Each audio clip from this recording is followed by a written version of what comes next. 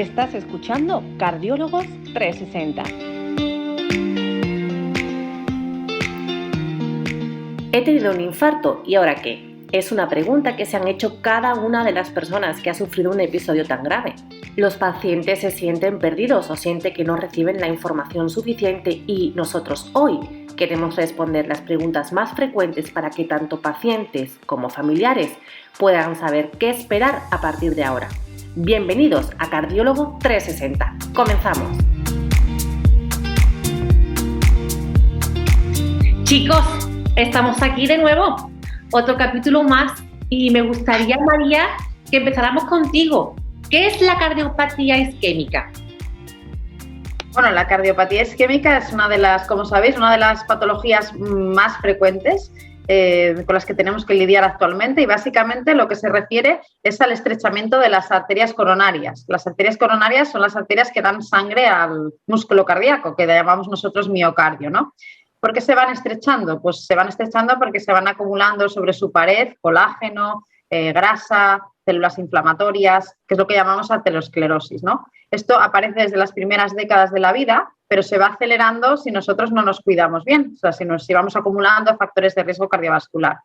Cuando llegan a un cierto estrechamiento, concretamente más o menos al 70%, ya empiezan a aparecer una serie de signos y de síntomas, ¿no? Estos aparecen cuando hacemos actividad física, ¿no? Que es lo que denominamos, nos aparece un dolor en el pecho muy fuerte, que suele ir dirigido al brazo izquierdo, es lo que denominamos angina, y aparece cuando hacemos ejercicios normalmente, primeramente, de alta intensidad o de alta intensidad para el paciente o el individuo que tengamos delante, ¿no? Se llama angina de esfuerzo en este caso. Esta puede ser estable, es decir, aparece ante la misma intensidad de ejercicio o inestable. ¿Esto qué quiere decir? Pues que cada vez que hago ejercicio, cada vez me aparece este síntoma un poquito antes. En este caso, pues nos está dando una alarma de que probablemente este estrechamiento se va haciendo cada vez mayor. Cuando se estrecha del todo y se ocluye, o sea, es decir, se cierra la luz del vaso, normalmente porque se añade un trombo sobre una serie de células que hacen que se trombose la arteria, de repente ya el músculo cardíaco o miocardio ya no tiene oxígeno. Entonces se produce lo que ya denominamos normalmente un infarto agudo de miocardio. Este suele venir acompañado también de dolor torácico muy intenso, que suele durar más de 20 minutos, y además se suele acompañar de otros síntomas como una sudoración fría, una sensación de angustia importante, una falta de aire. Por eso, realmente, si no llega oxígeno a este músculo cardíaco, puede llegar a perderse y a crear una cicatriz, lo que llamamos necrosis miocárdica. Pues de ahí que viene que sea tan importante tratarlo cuanto antes.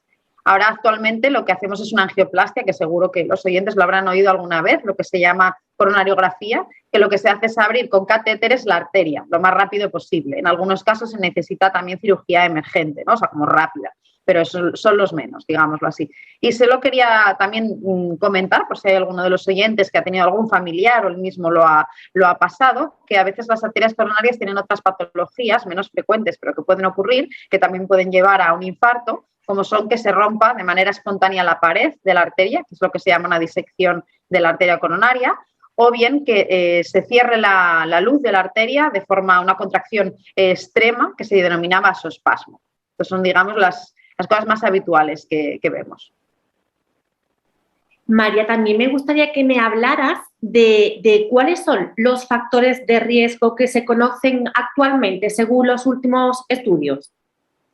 Bueno, los factores tradicionales y que tienen muchísima evidencia que se han asociado a aparición de cardiopatía isquémica son los que muchos de los oyentes, lógicamente, ya conocerán, como son la hipertensión arterial, la diabetes, la obesidad, el sedentarismo, que es uno de los factores de riesgo más importantes actualmente, el tabaquismo, la edad.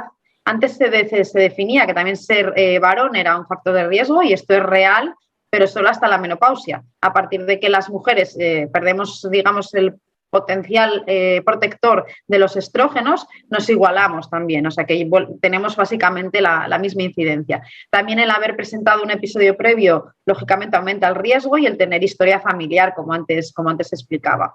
Pero ahora hemos visto últimamente que realmente también hay otros factores psicosociales que impactan en el desarrollo de de cardiopatía isquémica, concretamente lo que denominamos estados emocionales negativos, como puede ser la ansiedad o la depresión, si se establecen de forma crónica, lo que va a dar lugar a un estado proinflamatorio y una activación muy importante del sistema nervioso simpático, el que denominamos de alerta. Esto es proinflamatorio y protrombótico, o sea que favorece la aparición de este cierre de estas arterias y por esto ocurre. También el estrés crónico es proinflamatorio y se ha visto además que la contaminación, si estamos expuestos a una contaminación repetida, también esto favorece que se evolucione las lesiones que tenemos en las arterias coronarias.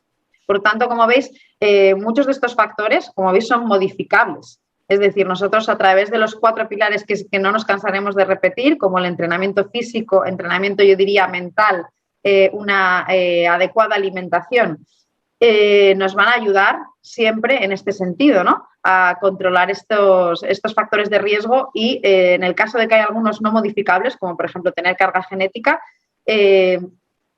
digamos ralentizar esta aparición, como os decía en el ejemplo previo, ¿no? Del episodio previo. Cristian, me gustaría que me respondieras una pregunta que seguro que se hacen muchos oyentes y es, si tengo antecedentes, ¿tengo más probabilidades de sufrir un episodio o la genética en este caso no interviene? Qué buena pregunta, Nuria. Sinceramente, esto es más frecuente de lo que creemos. Y podemos decir que sí, la genética nos va a influir, pero el porcentaje, a grandes rasgos, es muy pequeño. Si ponemos un ejemplo, imaginémonos que los hábitos ganan el partido casi por 96 goles contra 4 que gana la genética, ¿no?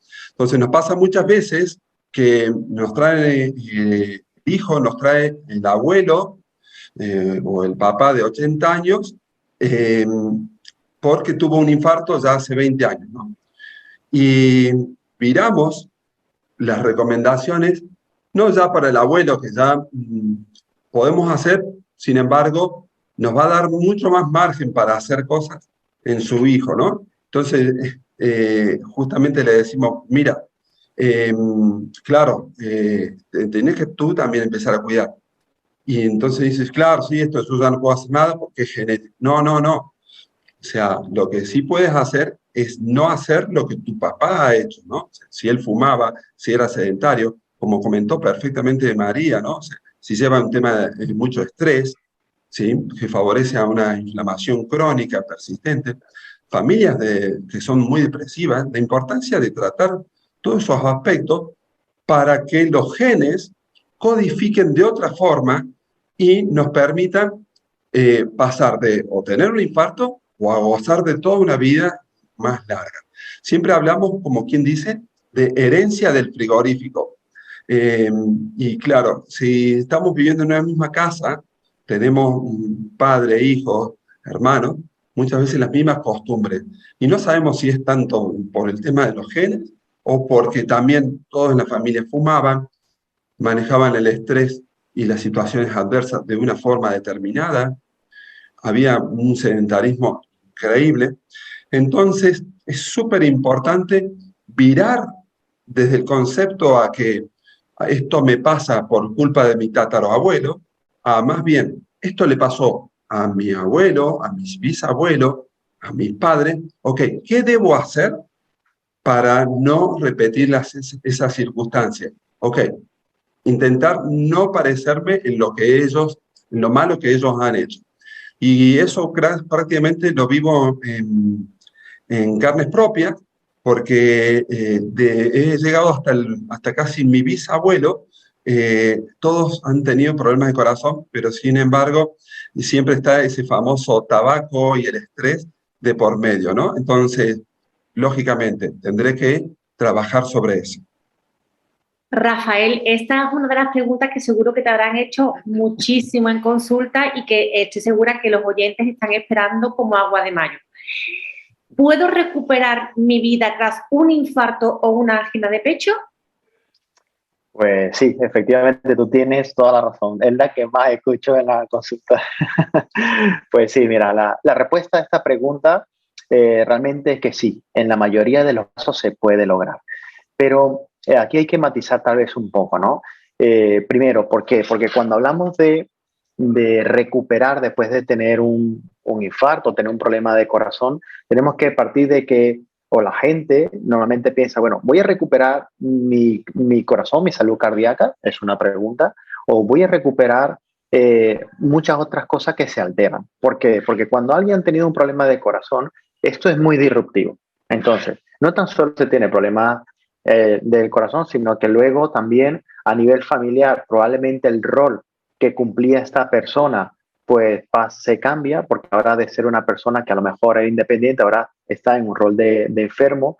A nivel laboral, a lo mejor está de baja o tiene que adecuar el trabajo. Desde el punto de vista social, a lo mejor ya no puede o le da miedo acudir a ciertos eventos sociales, lo que sea, o tienes algunos temores, ¿no? Entonces, cuando hablamos de recuperar la vida de una persona o recuperar la función de corazón, tenemos que hablar que tenemos que recuperar todos estos aspectos. Entonces, ¿se puede recuperar la normalidad? Sí, casi siempre en la mayoría, pero teniendo en cuenta que tenemos que trabajar en los aspectos cardiológicos, en el aspecto familiar, en el aspecto social, en el aspecto a nivel laboral, en definitiva todo esto. O sea, que esto es algo a tener en cuenta. O sea, que es importante matizar ese detalle. Y el otro matiz también muy importante cuando hablamos de normalidad o recuperar la normalidad es ¿qué es normalidad para ti? ¿No? Porque yo hablo con mi paciente y yo le digo, bueno, sí, mira, tú puedes recuperar la normalidad. Y ella me dice, bueno, entonces voy a poder recuperar y hacer esto que hacía antes y todo esto. Y cuando me comentan todo lo que hacía antes es una serie de hábitos malos para la salud. Y dice, ostras, pues recuperar esa normalidad a lo mejor para ti, que ahora has tenido un problema de corazón, a lo mejor ahora mismo no es lo que más te conviene, ¿no?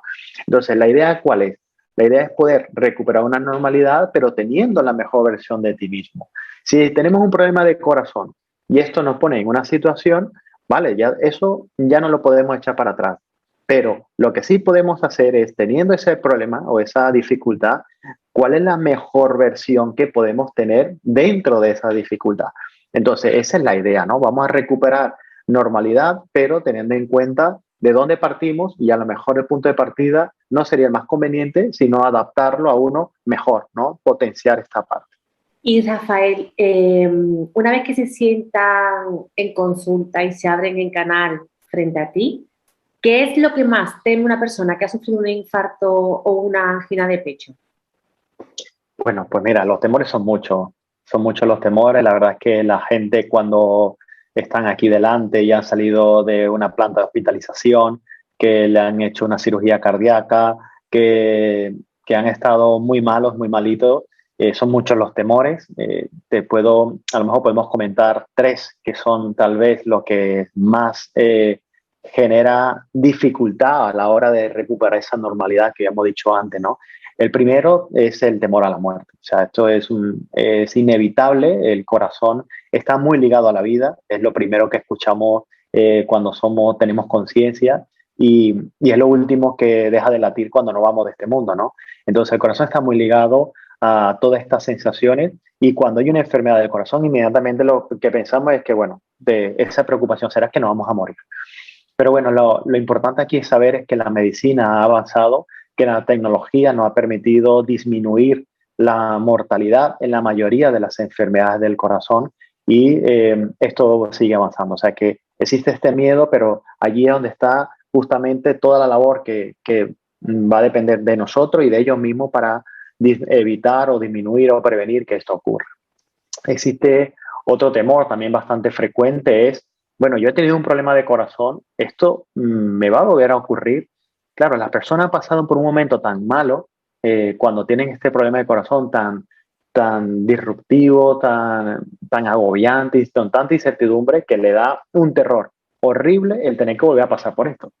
Entonces, es un miedo que está y la ventaja es que sabiendo ahora, conociendo la enfermedad, conociendo el por qué ha ocurrido lo que le ha ocurrido, iniciando una serie de cambios que le vamos a orientar y que le vamos a facilitar herramientas, pues la probabilidad de que este evento vuelva a ocurrir cada vez va a ser menor, siempre y cuando se cumplan estas premisas, ¿no? O sea que el riesgo puede estar, pero también lo podemos modificar hasta cierto punto.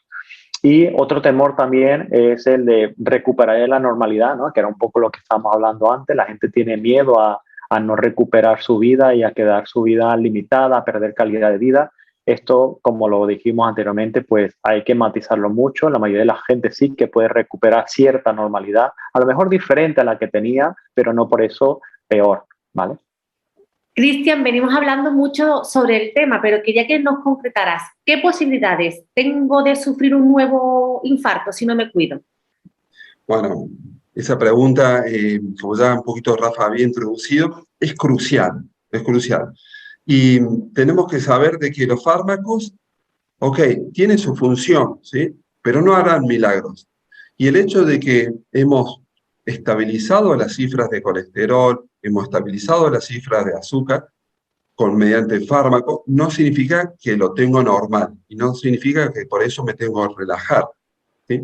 Sino más bien lo que buscamos, sobre todo en una visión cardiología 360, es unificar el tratamiento médico cuando es correspondiente y también el tratamiento de hábitos, ¿no? De cuidado en cuanto a lo que es la parte física, en la parte nutricional y en la parte mental que siempre hemos estado resaltando. Entonces, no puede ser lo que siempre hablamos, tenemos pacientes diabéticos que desayunan con pan, comen con pan, siguen tomando vino y dicen, no, pero yo la tengo normal porque estoy tomando pastillas. Entonces uno se queda pensando, ¿qué pasaría si se mejora sus hábitos alimenticios? ¿Necesitaría esa pastilla? Entonces, bueno, es crucial hacer este tipo de cambios, pero por intentar poner, como quien dice, un escalón de prioridad. Primero los hábitos y después vamos a sumar también los fármacos. Tal es así que incluso en peso de evidencia podemos hablar de que la rehabilitación cardíaca, esta unificación de estos tres elementos que habíamos comentado, tiene más peso en cuanto a lo que es de evidencia que a muchos de los fármacos que los vemos como habitual tras tener un infarto, como por ejemplo las mismas aspirinas, o sea, ya hay que desmontar a la aspirina. Entonces, bueno, a mí me gusta cerrar cuando tengo este tema parafraseando a Einstein. No esperes cambios si siempre haces lo mismo. Muy bien. Muy bien, Cristian, gracias. María, la pregunta esta es para ti y es algo como muy concreto. ¿Puede hacer ejercicio una persona que ha sufrido un infarto? Y si es que sí, ¿qué tipo de ejercicio exactamente? Bueno, la persona que ha sufrido un infarto no solo puede, sino que debe hacer ejercicio. Realmente me gusta decir que el ejercicio es la terapia más eficaz con la que contamos para pacientes que han tenido un infarto o cualquier paciente con cardiopatía isquémica si la damos en la dosis adecuada, como cualquier terapia, ¿no? Nosotros cuando hemos tenido un infarto tenemos que prescribir ejercicio, no solo decir salga usted a caminar, como comentaba en el otro episodio Cristian, sino que tenemos que dar unas pautas, una frecuencia, una intensidad, qué tipo de ejercicio y obviamente una prescripción de ejercicio individualizada. Para eso lo que hacemos normalmente, los que nos dedicamos a la prevención cardiovascular, es hacer una prueba de esfuerzo, o sea, es decir, que el paciente haga ejercicio, bien sea en una bicicleta o en una cinta, y le monitorizamos, vemos su electrocardiograma, su tensión arterial, su frecuencia cardíaca. En algunos casos, si disponemos, también podemos evaluar el consumo de gases, valoramos un poco cómo está su metabolismo general y respiratorio, su capacidad respiratoria durante la práctica del ejercicio y a partir de ahí podemos sacar una serie de variables que nos van a permitir hacer prescripción de ejercicio individualizada. También tenemos otra serie de herramientas para valorar la fuerza muscular de la persona. Nosotros llamamos lo que se denomina un encoder, que es un aparato que nos permite, a través de la velocidad a la que un individuo o paciente hace un movimiento de levantamiento de pesas, estimar cuál sería la fuerza máxima que él haría. Lógicamente lo estimamos porque muchos pacientes no podemos hacer fuerza máxima, pero sí submáxima, ¿no? Entonces necesitamos estimarla para hacer la prescripción correcta, ¿no? Pues en lo que referías, ¿qué entrenamiento físico tenemos que prescribir, ¿no?, a estos pacientes? Lo que tenemos más evidencia es que hay que combinar entrenamiento aeróbico, es decir, correr, nadar, bicicleta, lo que más le guste al paciente, con entrenamiento de fuerza. Esto es lo ideal, que aparezcan los dos tipos de entrenamiento, incluso añadiría equilibrio, algún entrenamiento de relajación tipo yoga, o sea, hacer sinergias entre varios entrenamientos. ¿Qué pasa? Que si nosotros nos encontramos, hay que ser también realistas y ver el paciente que tenemos delante. interesante, ¿no? Un paciente que no ha hecho nunca actividad física, que no ha pisado nunca un gimnasio, que ese ambiente realmente no le llama, ¿no? Pero le encanta la música, le encanta bailar, pues empecemos por hacer un entrenamiento aeróbico, aunque no sea lo ideal, que tiene que hacer entrenamiento de fuerza. Empecemos por esto, que se adhiera a la actividad física y una vez que ya lo tengamos, pues incluimos el entrenamiento de fuerza, ¿no? Es ir escalando siempre en este sentido con este objetivo. Como cardiólogos, ¿qué es lo primero que recomendáis a un paciente que acaba de sufrir un evento cardiovascular? Bueno, pues lo primero que se le recomienda a una persona que ha tenido un problema cardiológico es que realice un programa de rehabilitación cardíaca. Ya en algún momento, pues en el capítulo anterior, pues se comentó un poquito por encima, pero la rehabilitación cardíaca es justamente el tratamiento, es un programa en donde se atajan la problemática de la persona, evidentemente focalizando en el corazón, pero desde una visión global. Porque como comentábamos anteriormente, una afectación del corazón genera diferentes ondas de expansión de ese problema a otros niveles, ¿no? A nivel familiar, social, laboral, etcétera, y que requiere de dar herramientas para que la gente pueda mejorar en esos aspectos, mejorar en calidad de vida, mejorar en factores de riesgo, mejorar en hábitos en general. Entonces, sería la terapéutica o la terapia más beneficiosa que una persona después de un evento cardíaco se puede tener o le podemos ofrecer. No sé, chicos, si vosotros opináis igual, ¿tenéis alguna qué otra cosa le pudiéramos ofrecer a nuestros pacientes? Mira, comentando lo que referiste, Rafael, me parece súper interesante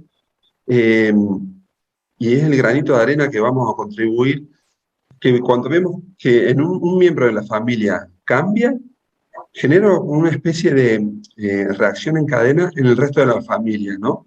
Y por eso muchas veces en las consultas queremos que el cónyuge entre, ¿no? Lo que estamos viendo que cuando vemos un cónyuge, el marido y la mujer, prácticamente tienen una misma analítica, una misma dolencia, no comparten genes, pero sí comparten hábitos. Entonces, empezamos a ver que trabajamos sobre un individuo, ese genera un cambio, ese cambio se contagia a los otros, y como miembro de parte de la sociedad, esa familia empieza a cambiar. Y es gracioso cómo poco a poco estamos viendo que el vecino ya lo empieza a imitar, etcétera, etcétera. Y yo creo que eso es un poquito el grano de arena que Cardiólogos 360 quiere aportar para la sociedad. Mejorar la cantidad y calidad de vida a través de personas que ya han tenido un evento cardíaco y cómo la rehabilitación cardíaca, desde una visión integral, holística, puede mejorar a esa persona. No, y simplemente añadir, estoy totalmente de acuerdo con vosotros, el ejemplo, ahora que he sido madre recientemente, el ejemplo que damos a los hijos es lo que ellos van a seguir, ¿no? Si tú haces actividad física, el niño lo va a hacer, te va a imitar. Mi hijo tiene 2 años y medio y ya quiere coger pesas de mi salón. O sea que realmente es con lo que tenemos y nosotros no podemos decirle a alguien o a nuestros hijos, ¿no? Que no tomen Coca-Cola, que no tomen azúcares y nosotros estar haciendo lo contrario, porque realmente es una contradicción. Y otra cosa a añadir es que cuando nosotros ofrecemos un programa de rehabilitación cardíaca, como decíamos, integral, que tenemos intervenciones en distintos ámbitos, no solo van a mejorar individualmente en este ámbito, sino que es un círculo que yo llamo virtuoso. Si tú mejoras tu estado emocional, lógicamente vas a tener más motivación para hacer actividad física. Si comes mejor, te vas a encontrar con más energía para hacer este entrenamiento físico. O sea que digamos que desde las distintas esferas se potencian y logramos que pues vayamos escalando más rápidamente, ¿no? Bueno, fenomenal. Totalmente, totalmente. Comentando un poquito lo que decía María, lo mejor que se le puede regalar a una edad determinada es una kettlebell, o sea, una pesa de estas que prácticamente es irrompible y es para toda la vida, ¿no? Bueno, Cristian, María, Rafael, muchísimas gracias una vez más por haber compartido este ratito con vosotros. Ha sido un auténtico placer, como siempre. Esperamos que os haya gustado y haya solventado muchas de las dudas y miedos en relación a la cardiopatía isquémica y os haya motivado para seguir una vida más saludable y plena. Os esperamos en 2 semanas en el próximo episodio que hemos titulado Descubre el gran aliado de los problemas del corazón, la rehabilitación cardíaca. No te lo pierdas. Y si te gustó el podcast, recuerda dejar tu comentario y compartirlo con quien pudiera servirle de ayuda. Hasta la próxima.